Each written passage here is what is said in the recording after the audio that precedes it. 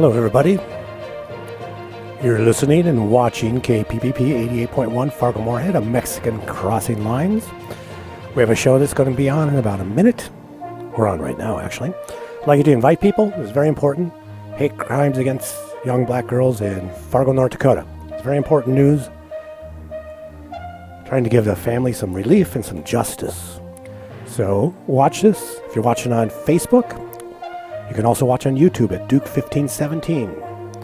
So please let people know this is going on. Share it, and guaranteed, very valuable information.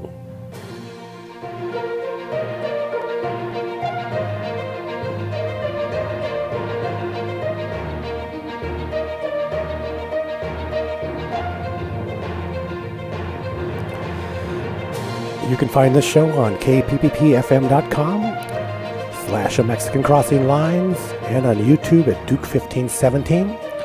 We're also going to play it on the air tonight, which is September 27th, about 9 p.m. It'll be on the air in Fargo Moorhead.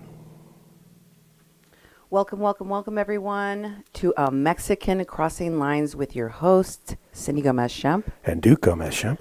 You're listening to 88.1 FM, KPPPLP, Fargo Moorhead, where we are adding local color to your airwaves. Now, one of the things that we do at the station is media justice work. And the reason for that is because our media doesn't do a good enough job of investigating and reporting in depth, especially when we have issues such as a hate crime committed against black children.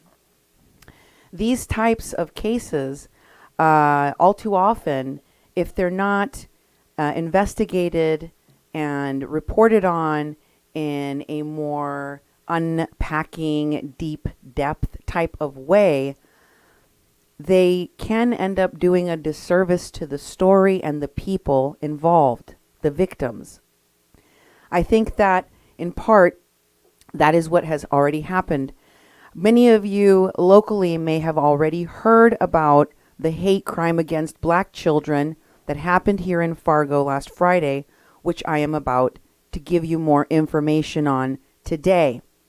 What you didn't hear, what's missing from the story, is the fact that there's a lot of information that was not gathered by any of the news sources, TV or radio stations that aired this story. And I believe that the reason for that, Duke, is because no one ever interviewed the family. None of the news stations in our local area made a single phone call to either the parents of these children or the victims themselves. The second thing you need to know about the story is that there were multiple victims of a hate crime. The story indicates that one 11-year-old black child was choked and hit, assaulted, and while being called racial slurs, making this a hate crime. But it was multiple children that were actually assaulted, including being spit upon, being called racial slurs, and being physically assaulted. Here's just one of the many stories that came out about this incident that did not include some of the information I am sharing with you. You can see here the mug shot of Mr. Larry Balder. And this story by Paul Jurgens from the mighty 790 KFGO shares the mugshot of 73-year-old Larry Balder and says that Cass County prosecutors have charged this man for felony aggravated assault for striking and choking an 11-year-old girl earlier this week. According to court documents obtained by the KFGO station, the girl and 4 boys were playing basketball in the 2700 block of 33 excuse me, 33 and a half Avenue South in Fargo when Balder called them the N-word and told them to get off his property. The complaint says Baldner slapped the girl on the face, grabbed her by the hair and neck, and lifted her off of the ground, partially choking her for 5 to 6 seconds. Now, one of the things that I wanted to clarify, because more than anything, my reporting of this hate crime that occurred is to clarify information that was left out of all of the other reports for whatever reason that was, but also to kind of,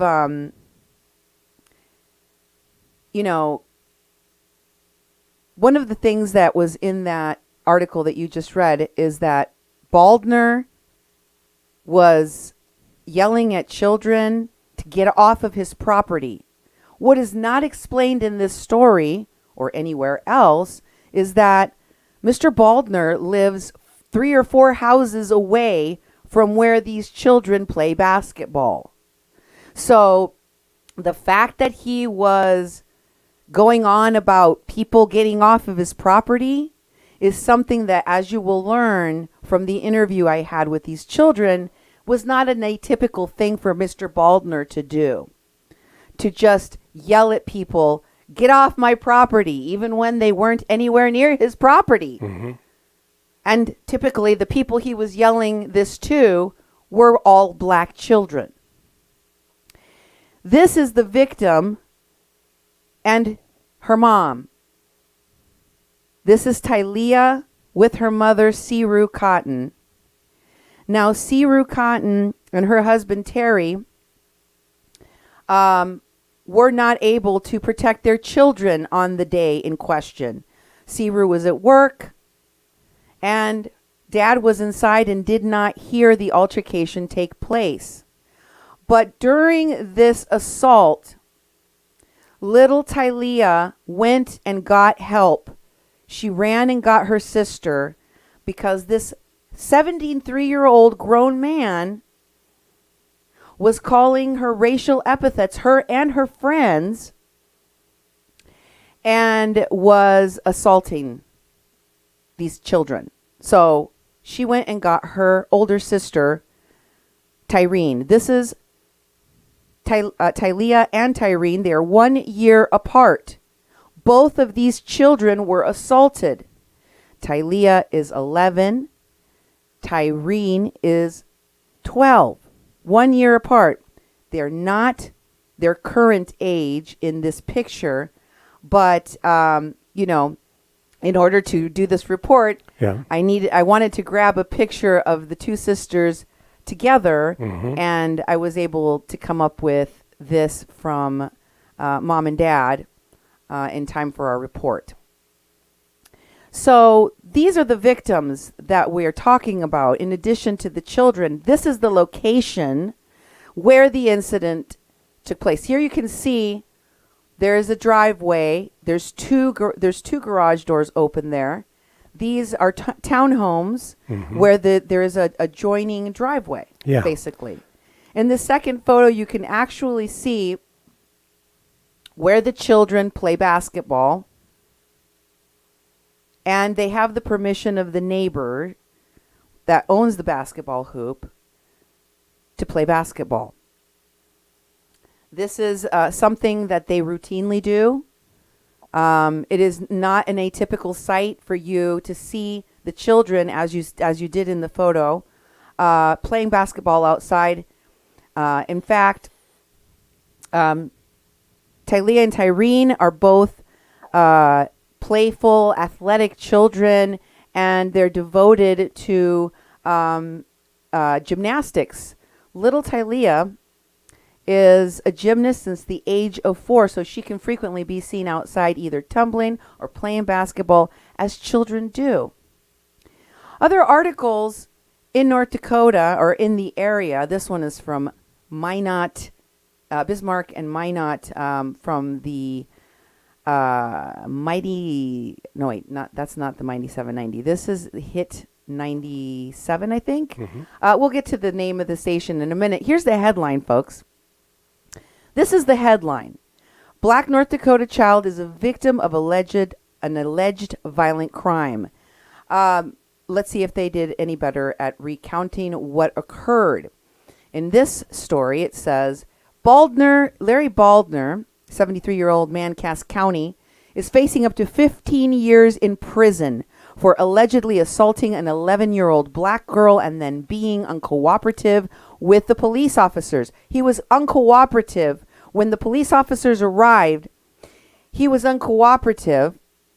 Not only that, Baldner is accused of telling the girl and her sister that their skin is the color of Beep. beep. It is another word for excrement. He told these two children that their skin color is the color of excrement while calling them the N-word. There is even a witness who saw that Baldner picked the child up by her hair and choked her. Why did this happen? Well, according to this report, the confrontation first occurred when the young girl was playing basketball with people. Baldner reportedly told police that he had to wait for the group to get out of his driveway and wanted them off of his property, even though they were allowed to play in the neighbor's driveway. Things escalated from there, leading to a second altercation involving the girl's sister. Okay, there's a lot going on in that incorrect statement. As I've explained to everyone, Mr. Baldner is not neighbors with this Cotton family. The children play in the adjoining driveway in their home, on their townhouse, with the permission of the neighbor whose hoop they use to play basketball. Mr. Baldner lives 3 to 4 houses down. The children were not playing basketball in his driveway, on his property. So the fact that this story and others I have shown you speak about Mr. Baldner having to get people off of his property has nothing to do whatsoever with what actually occurred on this date. I also want you to take note of the fact that this story does say Mr. Baldner was uncooperative with the police. Sounds like he was kind of like rambunctious, right? Mm-hmm. Well, I can confirm for you, folks, because I spoke to the witness. I can confirm that what this says in this story is true. He did witness the child being choked, her hair being ripped out of her head, her braid being ripped out of her head. He witnessed all of this, verified to me that indeed this attack took place, and it wasn't just this little girl. The other little girl, her sister Tyreen, was also assaulted by Larry Baldner, had her hair pulled. I will let these two children, in their own words, tell you what this man did to them in just a moment when I play this interview, but I want it to be very clear to you that there were some things missing from all of these stories. Mm-hmm. And again, no one in the media reached out to the children or the family involved. Let's go to the next part of the story. Just to finish up here with this story from this radio station, it says, there are no words to describe how disturbing this story is. This was from Hot 97.5, Bismarck Mandan's #1 hit music station. That's our source here. Mm-hmm. So this story made it all across the state, Duke.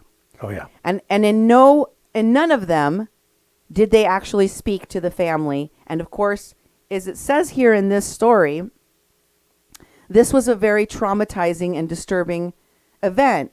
But we don't know how traumatized and disturbed the children were because no one asked them. It says in this story, imagine the aftermath of the trauma this child just experienced in her young life. How could this affect her? An 11-year-old was playing with her friends when a stranger allegedly spewed racist remarks at her and beat her. That horrifying experience will likely shape her and affect her for the rest of her life. I think that's correct. And then it finally says that racism is clearly alive and well in North Dakota. This is racism right here in North Dakota. There's no excuse for anything like this happening ever. Thank God there was at least a witness to Baldner allegedly committing hate crimes against a child. Hopefully justice will be served. No, there is not just a witness. There are multiple witnesses. There are multiple witnesses, one of whom is a child, one of the black children he was hurling racial epithets at, who he spat on.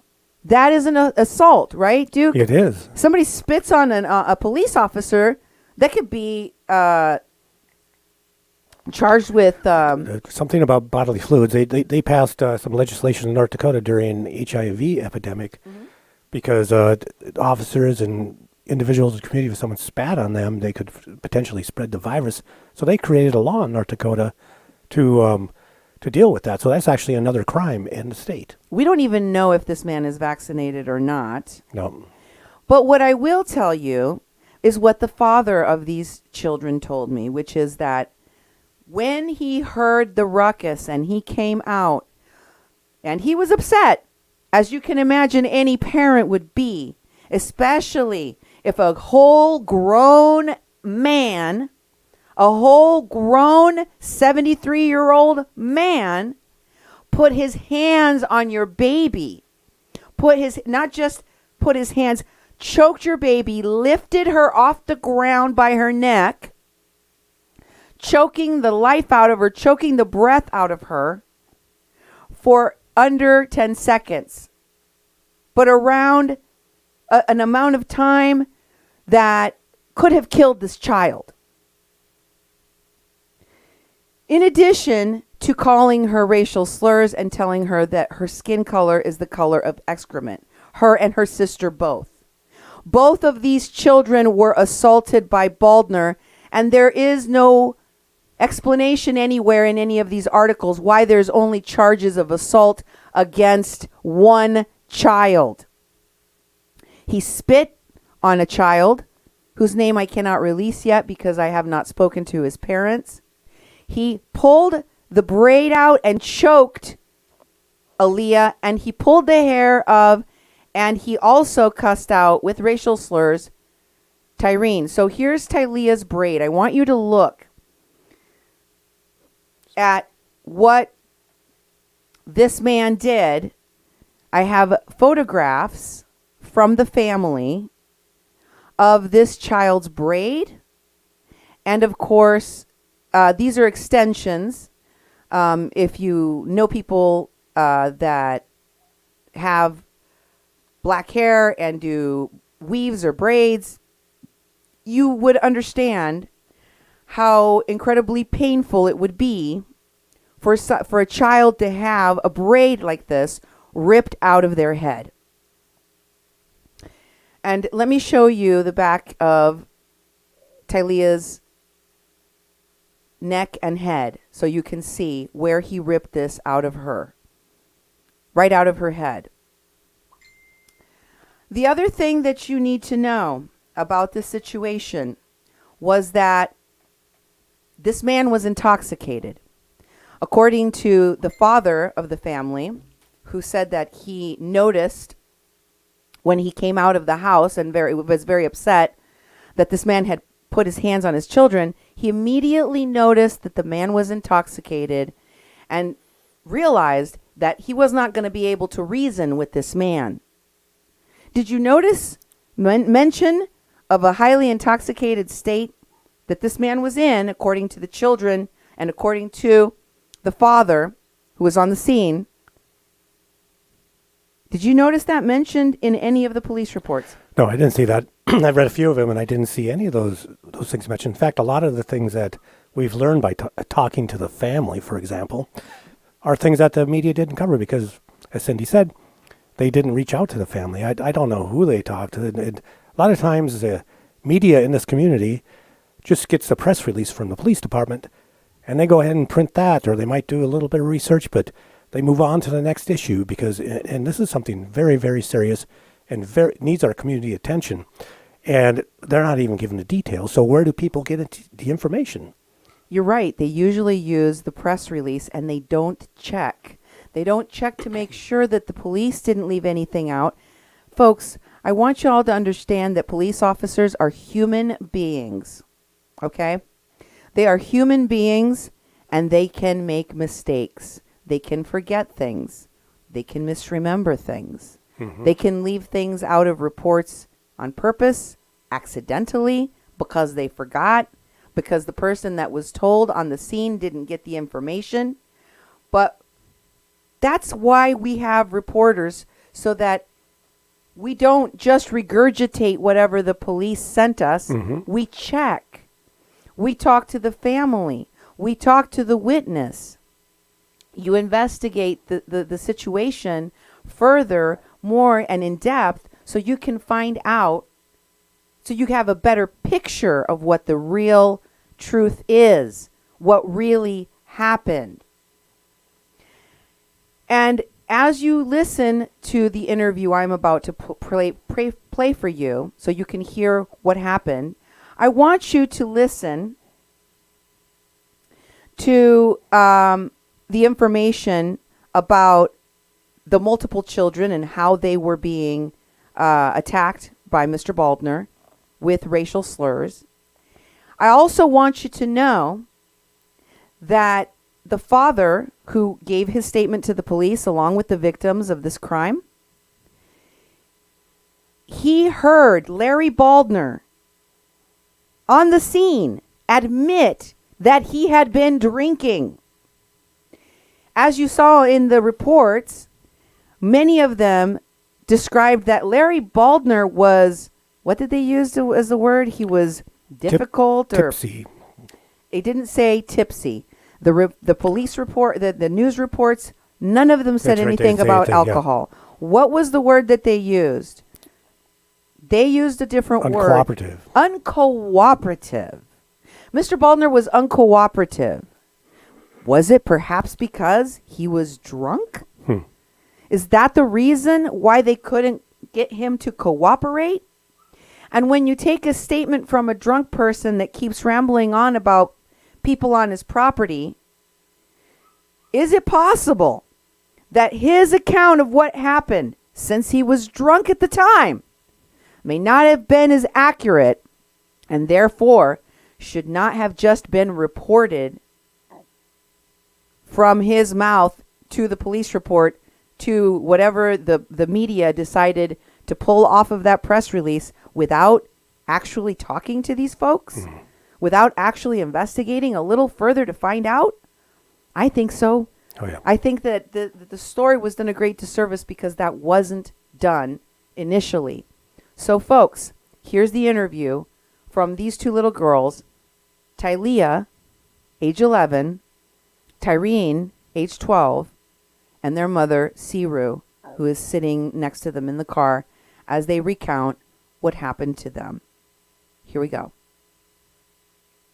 I was going outside to play basketball, and then there's no one at my basketball hoop, and I heard the basketball bouncing, and I looked and I saw my friends, and I told them to come, and then I went to go get them, and then they told me so I went to go get my friends, and then my friends told me that, what's the man's name? That this man was being racist. And when my other friend fell and sprained his ankle, the man said, "Crybaby." And then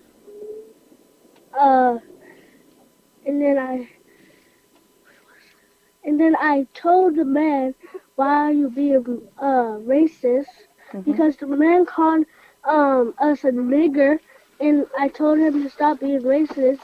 When he saw me, he said he called me a nigger too, and then I got angry, and then I went to, and then he kept getting up all in my face, and I told him to get out my face, and then I got Tyree. When I was going to go play basketball, Yeah. there was no one at my there was no one at my basketball hoop, and then I saw my friends, and then I told him, and then I went to go get Hmm. them, and then they told me that this man was being racist and calling him a nigger, and when I said why are you being racist, he called me a nigger too, and then I went to go get Tyreen. Yeah, and then Tyreen came out, and then Tyreen, do you want to explain the story? Yeah. Okay, so here. Sorry.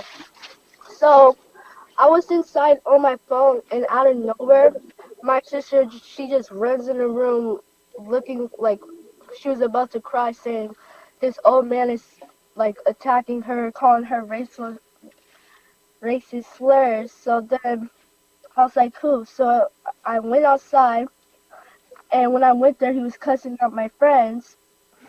And then when I asked him why is he cussing out my friends, he said he started attacking me, calling us niggers, saying that our skin is the color of shit. And then whenever I asked him to stop, he got mad and he started calling me and my sister a hoe and a bitch, all those words. And then and then he started getting all up in my sister's face. And my sister was trying to back up, but he kept on following her. No, Yes? no, no. So he got up all in my face, and I told him to get out my face because spit was all going in my face, and I told him to get out my face, and I kept saying that. And then he got angry, and he was about to slap me in the face.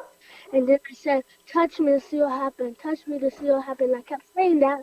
And then he touched me. Well, he didn't slap me. He grabbed me. Well, Tyrene pulled me behind her, and then the old man reached his arm and grabbed me by my neck and my hair, and the man started choking me, and I couldn't breathe, and I had asthma. And he took out my braid, and it hurt. And when he choked me, my and then my and then when he let go, my neck was hurting a lot, and then and my neck is still hurting.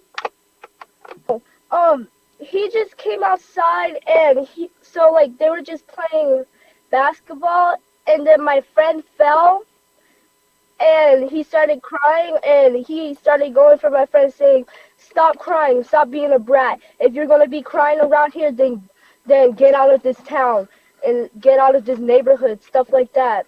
And then um my friend asked if he could leave them alone and then he just started talking more and started calling them niggers and stuff. He even spit on one of my friend's face. No, wait, well, every time we'll be walking down the sidewalk, he would just look at us, and sometimes he would be like, get off my property, but we would be walking on the sidewalk going. No, so he tried to hit my sister, but he was kind of drunk, so he kind of like fell, so I put my sister behind me so he wouldn't touch her, and he reached behind me, grabbed my sister, and started choking her. So then I told my friends, go get my dad, go get my dad. And so I was waiting for them, but they were taking a little too long, and my sister looked like she was kind of like out of breath. So then I striked him one time so he could let go of my sister, and then when he let go, I grabbed my sister and we tried to leave to go to my dad, and then he grabbed my sister again, and he grabbed me. He grabbed me by my hair, and then I like pushed him to the ground, so he could like get away from us. And me and my sister, we ran back home. So when I came out, he was like yelling at my neighbor Kevin in the car, and then he was like, "Oh, there's the bitch who was blah blah blah." No, he was like, "There's the bitch who was on my property." And then I was like, "They weren't on your property, they were on your neighbors." And he was like, "Yes, they were, and you weren't even there, you bitch, so I don't know what you're talking about." And then he was like, and then I was like, "Oh, will you shut up, please?" And then he was like, "You shut up, your skin color's the color of shit."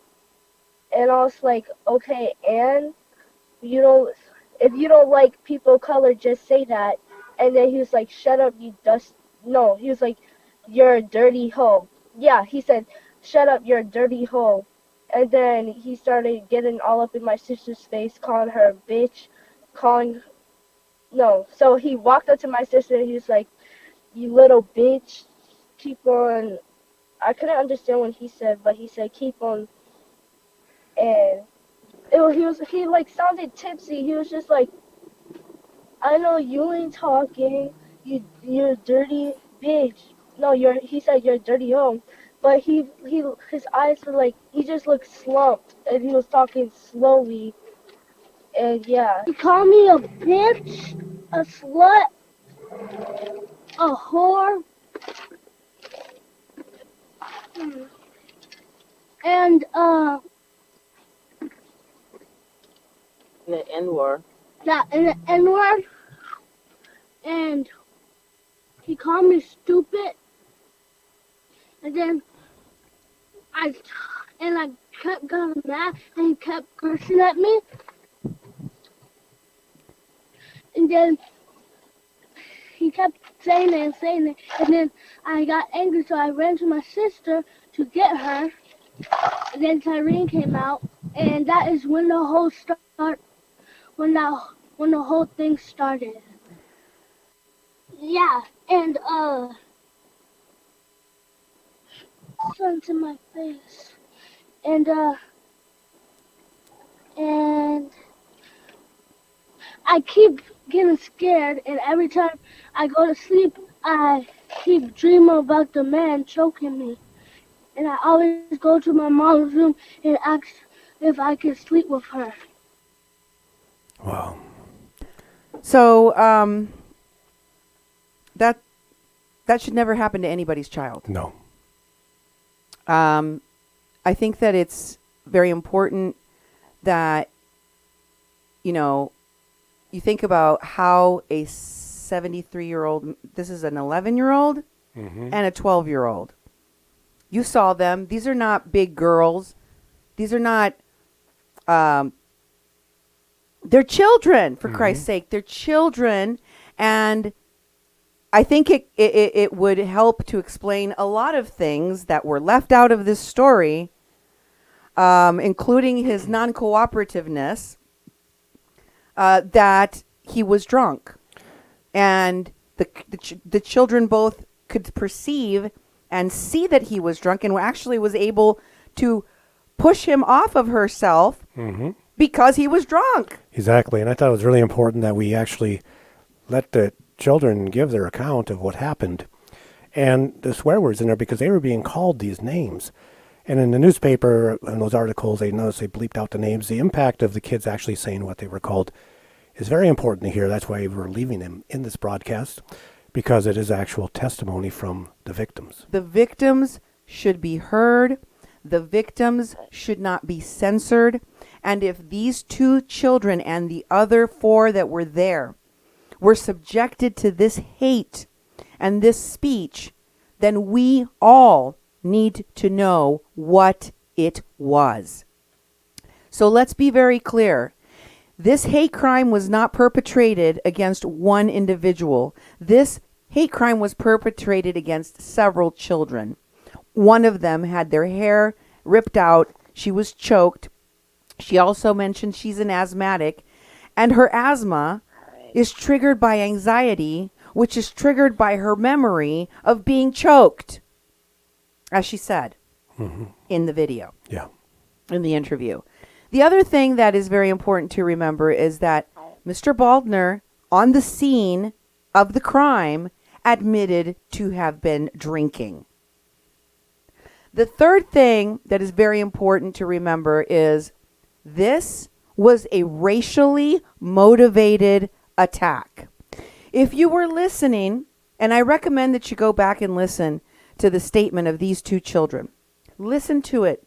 Listen to it over again and over again. You will hear that this man is known to stand around outside and say to the children as they're passing, "Get off my property," when they're not on his property. You heard Tyreen say that when she walked up to the situation after she was called by her sister, the first thing this man said was, "That's the bee that was on my property." Was she on the property at the time? No. But that's what he sees. When he sees black children outside, he sees trespassers. Yeah. You see, it appears to me that he is, in his mind, criminalizing these children because this man lives 4 houses away. So he was insinuating himself into a child's basketball game and yelling things at them because he's a busybody, because he's a Karen, right? Mm-hmm. And I know that this is still under investigation, and we hope that the leadership and the prosecution of this case is fair. But there are already concerns being voiced about the need for hate crimes to be taken seriously in the state of North Dakota. This is a statement that was put out by CARE, which is the Council of American Islamic Relations, on, after the horrific attack of this 11-year-old girl. This is from KVRR by Jim Monk. The nation's largest Muslim civil rights organization is calling for a new hate crime laws in North Dakota following reports that an 11-year-old girl was assaulted this week in Fargo. Remember, folks, it was multiple children, not just the 11-year-old Tylea. It was Tyreen, and it was one of their friends who was also spat upon, and all of those children were called racial epithets. But going on, this statement from CARE, the horrific act and the failure to prosecute it as a hate crime points to the need for clear legislation to deal with bias-motivated crimes in North Dakota, according to Edward Ahmed Mitchell, Deputy Director of the American Council on American Islamic Relations. The individual who allegedly committed this monstrous act did so with obvious racial motivation and should be charged accordingly. We urge North Dakota lawmakers to pass an updated hate crime law that will fully hold those who commit biased motivated crimes accountable. Duke, we know that there is a recently enacted local ordinance in Fargo that could be applied to this. And again, this is still under investigation, so we don't know for sure exactly what all charges will be brought against Mr. Baldner. And also the ordinance in Fargo was recently passed, and they were criticized by going further than the state. So Fargo has a stronger hate crime ordinance than the state of North Dakota. There's a form, if you look it up on the Fargo City Commission's website, they have a form, it's a fillable form on the internet that the officers are supposed to make available to the victims of hate crimes, and they fill out the forms to get the... It gets filed with a report. And gets filed a report. They're not offering forms. My experience with all the forms and remedies that people have is that very, very seldom does an officer say, here, you can do these things right now. And I believe that did not happen with this family. I think we sent them the form, and that needs to get filled out. But, it should be pursued. And the state of North Dakota does have to have stronger hate crime laws. And Fargo tried to up it, and they're not even using that at this moment that we know about. What we want for this family is for them to be have all the available resources and information so they can see justice for their children and so that they can live in safety in their neighborhood. And these are parents that are committed to the life of their children. As I mentioned, these children are in sports. Here's a picture of the main victim, or the most discussed victim of this case, Tylea, with her gymnastics team. Mm-hmm. And Tylea and her mom, they eat, breathe, and live for their gymnastics meets. Oh, yeah. Traveling, going to, all of these different meets to compete with their team. And she's a fantastic gymnast. I mean, look at all of her medals. This little girl is outside of her house. When she's not at the gym practicing her tumbling, she is outside of her house practicing her tumbling. Look at all of her medals. This isn't even all of the medals she has. These are just some. I just wanted to show you an assortment of some of the medals. This little girl is a winner. She's a winner.